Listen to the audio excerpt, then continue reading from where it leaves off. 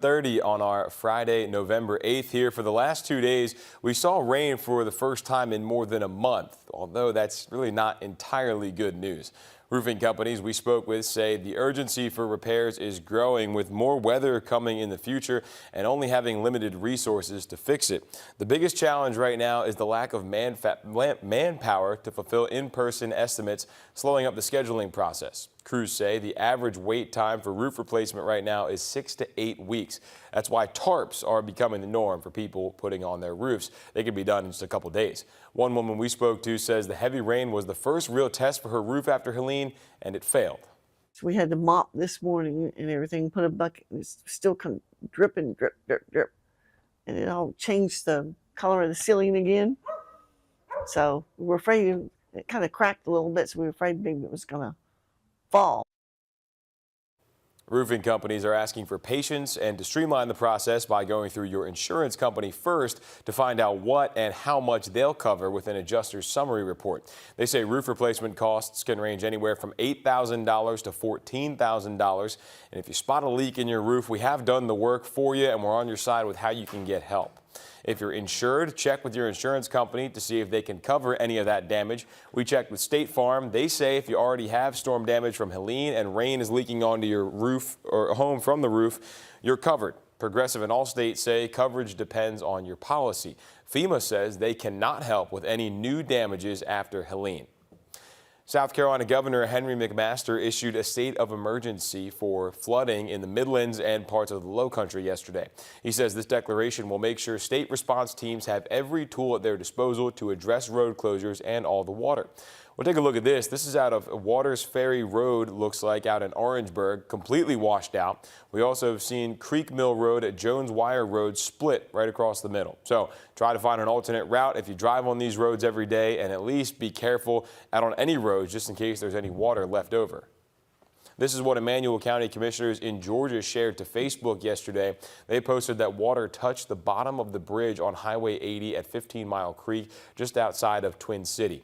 GDOT had to close the bridge for inspection. Here's a look at some of the roads in Emmanuel County that have been closed since about 8 o'clock last night. Wiggins Road, Prosperity Drive, Old Savannah Road, Laurel Road, and Cherokee Circle.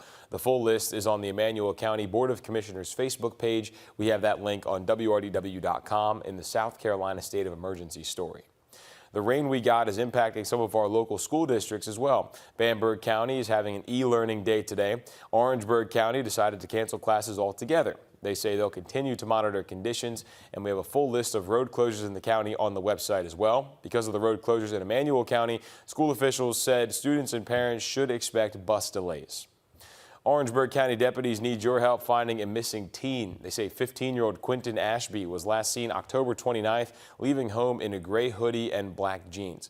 They say he has connections to the Columbia area. So if you or someone you know may know where he is, give the Orangeburg Sheriff's Office a call.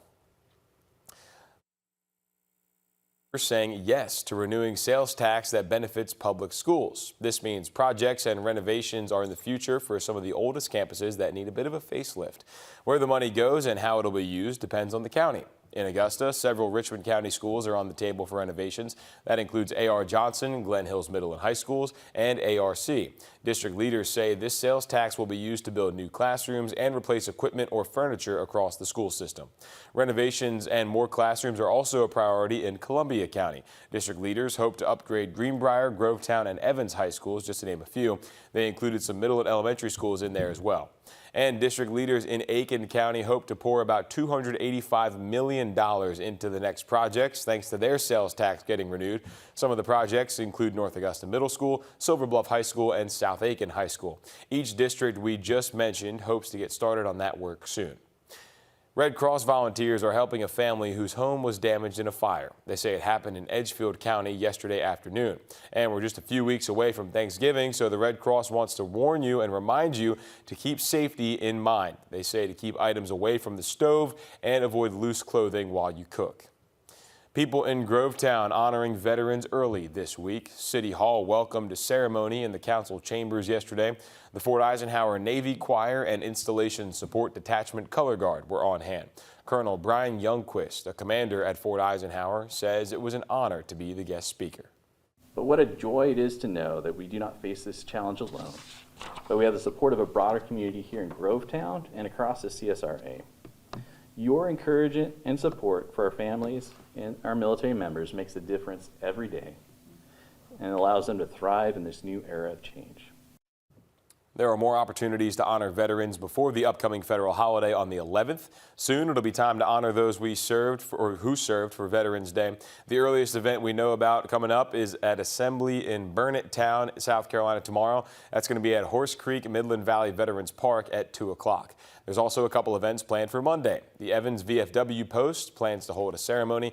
That'll be behind the Evans Library at the Memorial Park Gardens around 11 a.m. A service will start around that same time at the Veterans Park on Richland Avenue with the Aiken County Veterans Council. AU plans to hold a celebration later in the afternoon from 2 to 3 at the Maxwell Theater. We plan to share other Veterans Day events that are coming up on WRDW.com. Make sure to type in Veterans Day in the search bar. That's it for the news side of things on this Friday morning. Let's send it over now to First Alert meteorologist Tim Strong for a check at your weather. All right, thank you, Nick. We're still dealing with dense fog. In fact, that dense fog advisory is still continuing for the entire viewing area. A lot of the state of South Carolina as well. And most of our counties, if not all, until 9 a.m. this morning. Get down toward the low country there till 10 a.m. Visibility hadn't improved at all. In fact, we continue to look at zero visibility in several of our South Carolina counties. Aiken, part of Richmond, Columbia County, less than a mile, three-quarters of a mile here at Daniel Field. But that's that I-20 stretch westbound all the way to Atlanta and eastbound all the way to Columbia, about 1.25 miles here. Even Sylvania down to zero. So again, our current view is not any better than it's been since about 2-3 o'clock this morning. Fog sitting right at the surface. It's warm.